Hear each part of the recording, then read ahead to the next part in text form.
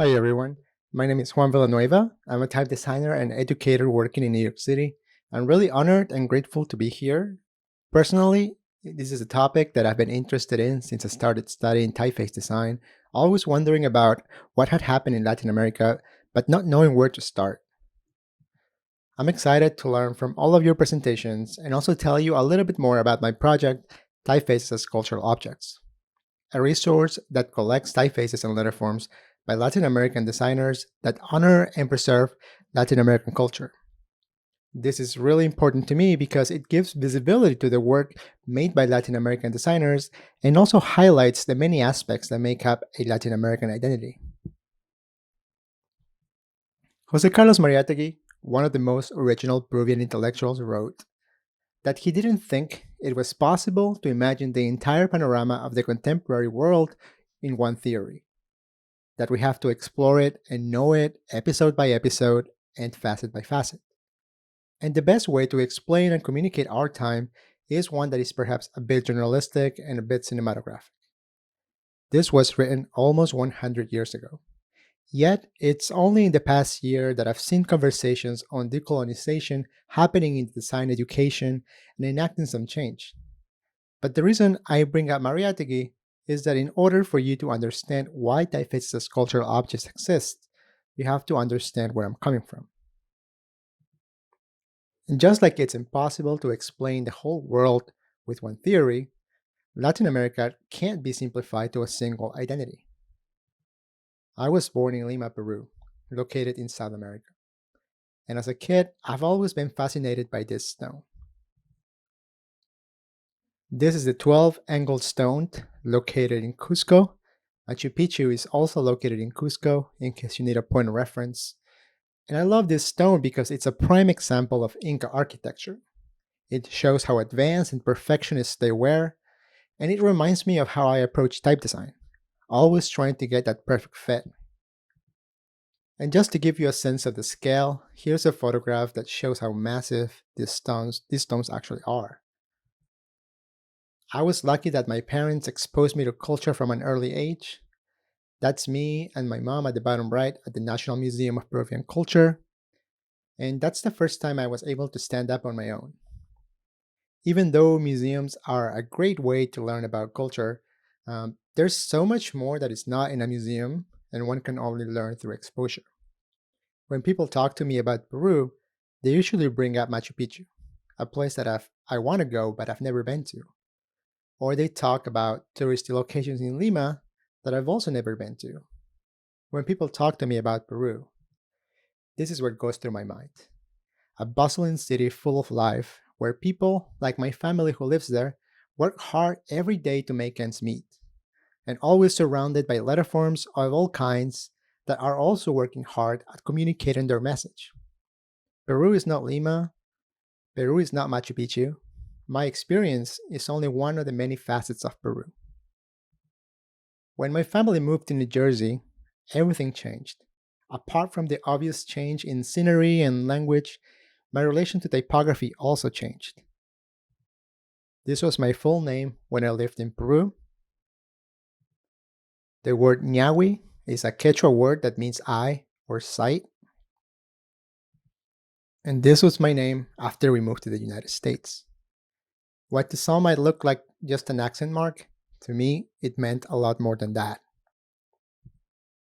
But living in New Jersey also offered new possibilities.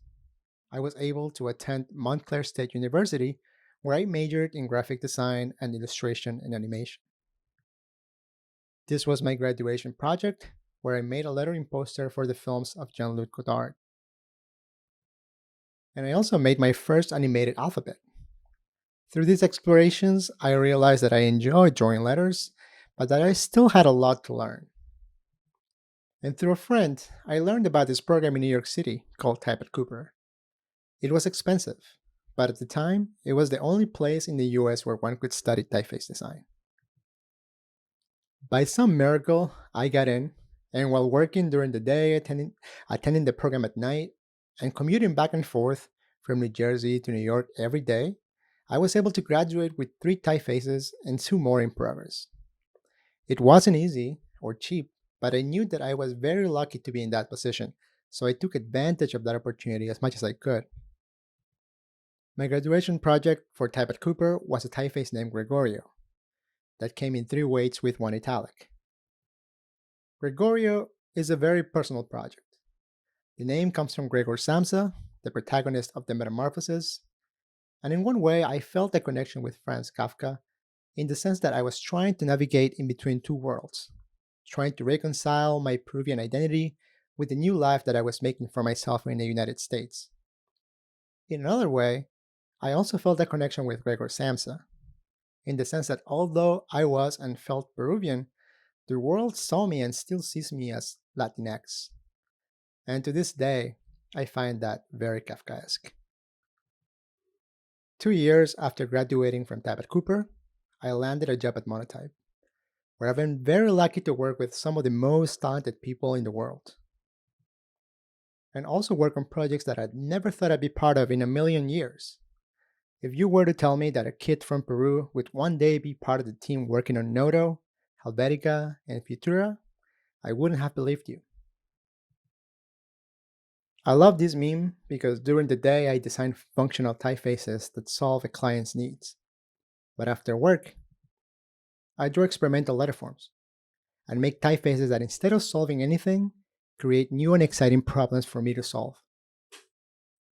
In this way, I try to push the boundaries of legibility and self expression, and try to find my own voice and identity in the world of type. By sharing some of this experimental work online, I was able to connect with people from all over the world. And that's how I met the people from Bastarda Type, a type foundry in Colombia who in 2018 were working on an exhibition of salsa album covers. As part of the exhibit, they reached out to Latin American designers and asked them to interpret the covers and create unique lettering pieces for the exhibit. I grew up listening to salsa, so this project was not only perfect, but it took me back to my childhood. This is the cover that they assigned me. And these are the features that caught my eye and the ones that I wanted to play with. Notice how the diagonal cuts on the top and bottom serifs imitate the strokes made by a broad nib calligraphy pen. I used those features and took them to a new place. And this is my interpretation. I wanted to keep some of the calligraphic aspects, but push even further the geometric qualities and add some swing to the letterforms. Notice how on the first SA combination, the S is leaning to the right, and on the second SA combination, the A is leaning to the left. I wanted them to feel like they were dance partners.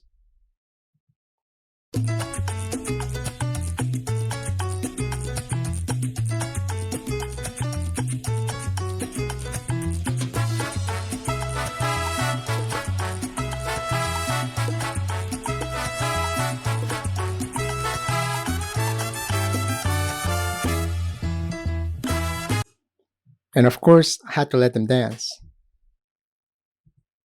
But going back full circle, by putting myself and my work out there, I was invited to speak at LATFest, one of the largest design conferences in Peru in Latin America.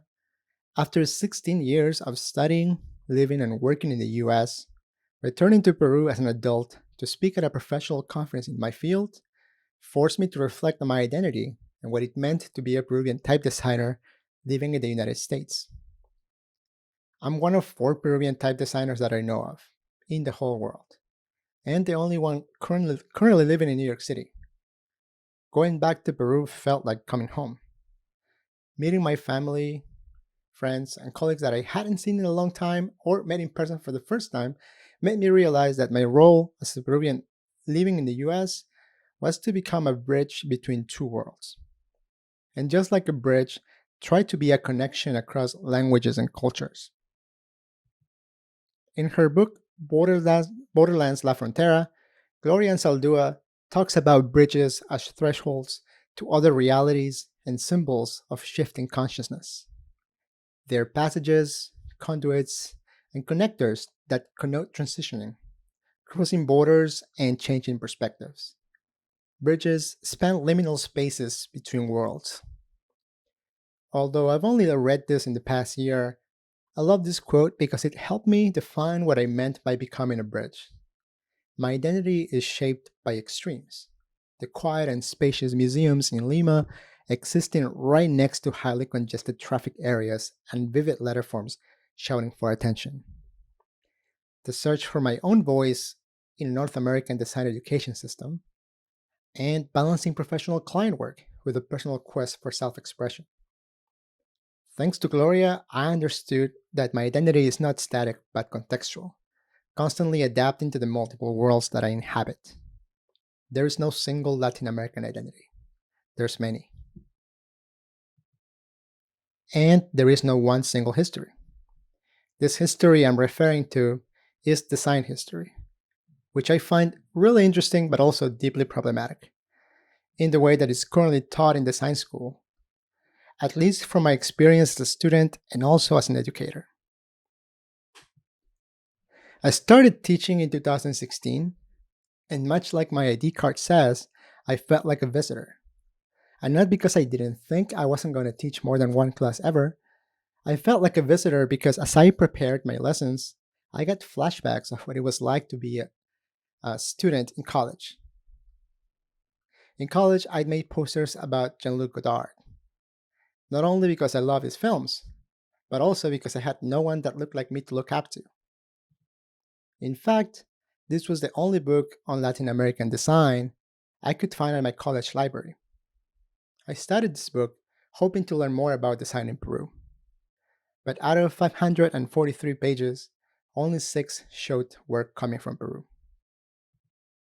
Argentinian writer Jorge Luis Borges once wrote in The Aleph, I saw all the mirrors on earth, and none of them reflected me.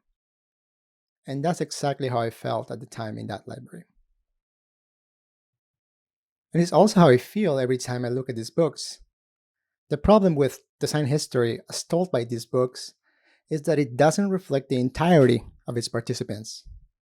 It shows a very narrow perspective of design that is not only outdated, but also harmful in the way each of them presents themselves as the history of graphic design. Is there only one history? Or have we been teaching a one sided version of history? As soon as you ask, where are the black designers? As Cheryl D. Miller did back in 1987, Maurice Cherry in 2015, Mitsuyo Ku in 2020, and many others throughout history, as soon as you ask that question, does history books become insufficient? These are urgent questions, and institutions often move very slow. So it takes a community effort and the agility of working outside of an institution to put together a class that makes this information accessible to everyone. If you haven't taken this class facilitated by Silas Monroe and the team at Polymode, I highly recommend you do. I guarantee that it will blow your mind and also realize how much you missed out on. If you ask, where are the Latin American designers, like I was doing back in college, these books have become even more irrelevant to me. And I know I'm being harsh, but how would you feel if the United States design history was not part of the history? Can you imagine these books ignoring the work done by Charles Henry Eames, Paul Rand, or Milton Glaser? Notice that there's only one woman in this group. So when I ask, where is my history?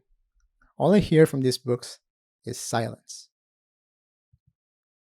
The reality is that my history and the many histories of Latin America are being written right at this moment as designers and design educators who have been asking this same question come to the same realization. We have to write it ourselves. And that's what we've been doing. This is the latest BIPOC design history class centering on the work and histories of art and design in Latin America. The curriculum was developed by Ramon Tejada, a designer and educator from the Dominican Republic.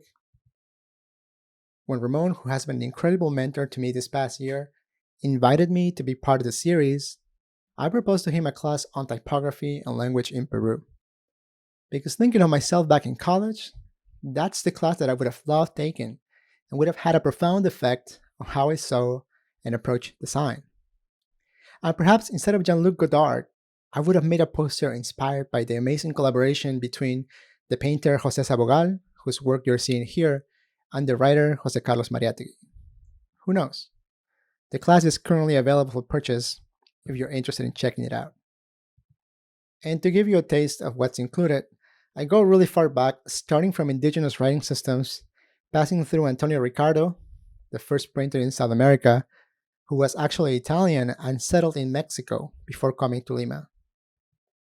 And since this conference is about printing history, I should add that the first printed book in South America was made in 1584, and it was multilingual, printed in Spanish, Quechua, and Aymara, with some pages in Latin as well. The dark twist is that this book's purpose was to convert indigenous people into Christianity. In the class, I follow this thread all the way until the present moment. And I've also made my bibliography and resources available to anyone who is interested in diving deeper at perutype.com. However, there are still more questions that remain unanswered, and I hope to see more efforts addressing them. Being involved in education is a great way to make sure these histories and many others are being included and studied in our classrooms. I've been working on this as a teacher basically since I started teaching back in 2016. And especially last year when I started teaching display type design online at Type at Cooper. And I had to figure out a way to bring together the history, theory, and practice of type while grappling with this fact. I'll give you a second to figure out the answer. In case you don't get the joke, the people in this picture are not real type designers. But that meme is not far away from the truth, which is that the field of type design is mostly male and white. Teaching can be much more than simply sharing one's skills with others. It can be an opportunity to do things differently. As one of the few BIPOC type designers also teaching type, I personally want to see more type designers of color exploring their own interests, designing typefaces, and also teaching. Because I believe that would transform the field, and this meme will stop being true and stop being funny.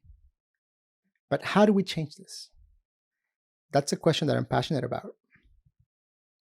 One of the answers I found is to give people access. Switching to online education gave me a whole new outlook on how important access was and how achievable it had become. So I started the display type BIPOC font, and with the generosity of the type and design community, I was able to raise enough money to offer scholarships and a stipend to BIPOC students. Having students from all over the world has been an amazing experience every time. A big reason why this class is so important to me is that if we look at the history of printing in Latin America, at least in Peru, none of the types have been made by Latin American designers. I really hope that in the future, when people look at design work made in Latin America, at least some of the typefaces used come from Latin America, because there is so much talent out there. And seeing the work that my students make in my class keeps me motivated. So I'll share a few projects with you. This is Aguas, designed by Beatriz Lozano, a Mexican-American designer from Michigan. She was inspired by the hand letter signs in Mexican markets, like the image you see on the left, and used those as reference to design her beautiful typeface Aguas.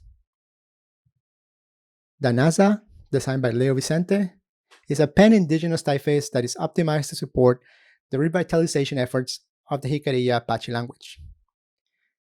It is meant for road signage applications, as you can see here.